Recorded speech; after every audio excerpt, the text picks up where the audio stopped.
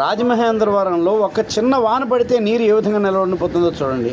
ఇదంతా డ్రైనేజ్ నీరు.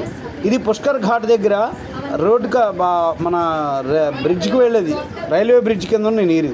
ఇది నాకు తెలుసున్న 30 సంవత్సరాల పైగా దీని పరిస్థితి ఇలాగే ఉంది.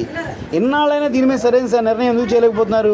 గోదావరి గట్టు అంతా సుందరంగా ఉన్న గోదావరి గట్టును అంతటినీ కొట్టేసి బాగు చేస్తామంటూ కోట్ల రూపాయలు ఖర్చు చేస్తున్నారు. ప్రతి ప్రభుత్వం ఇలాగే ఉంది.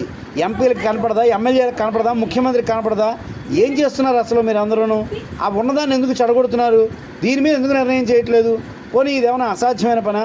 ఇక్కడే ఓ పెద్ద గొయ్యి తీసి 1, 2 గోతులు తీసి పెద్ద పెద్దవి నీరంతా గోతులోకి చేరుతుంది. ఆ గోతులో మోటార్ పెట్టి, ఆ మోటార్ దాన్ని ఏమంటారు, ఫుట్బాల్ దాంట్లో పెట్టి వాటర్ని తీసుకెళ్ళి దూరంగా వేరే చోట్లోకి పంపుల ద్వారా పంపించవచ్చు కదా. ఎందుకు చేయట్లేదు అటువంటి ఏర్పాట్లు? చిన్న వర్షం పడేసరికల్లా రాజమండ్రి మొత్తం జలమయం అయిపోయింది.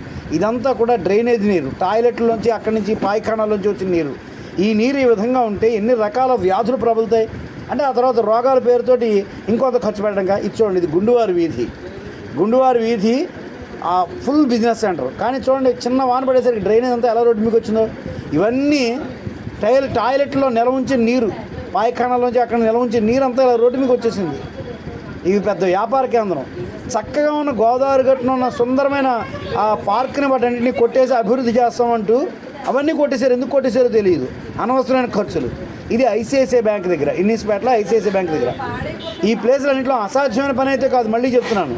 ఇక్కడే వరుసగా ఒక 4-5 గోతులు తవ్వి, పెద్ద నూతుల్లాగా గోతులు తవ్వి వాటిని ఫుల్ కన్స్ట్రక్ట్ చేసి సెక్యూర్డ్గా పైన మెష్లు పెట్టి, అప్పుడు లోపల మోటార్ పెట్టి, ఆ మోటార్కి సంబంధించిన ఫుట్బాల్ పెట్టి పైపు ద్వారా దాని కొద్దిగా దూరంగా ఉండే ప్రాంతంలోనికి ఆ నీటిని పంపించేసి. ఇది శ్యామలా సెంటర్, డీలక్స్ సెంటర్ అంటారు దీన్ని, శ్యామలా థియేటర్ దగ్గర. ఇది మరీ దారుణం.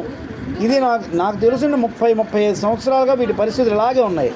రాజమండ్రికి ఎమ్మెల్యేలు, ఎంపీలు, ముఖ్యమంత్రులు, మంత్రులు ఎంతమంది వచ్చినా దీంట్లో మార్పు రానంత వరకు రాజమండ్రి ఇలా మురికి రాజమండ్రిగానే మిగులుతుంది. దీన్ని స్మార్ట్ సిటీ చేసిన ఉపయోగం లేదు, ఏ సిటీ చేసినా ఉపయోగం లేదు.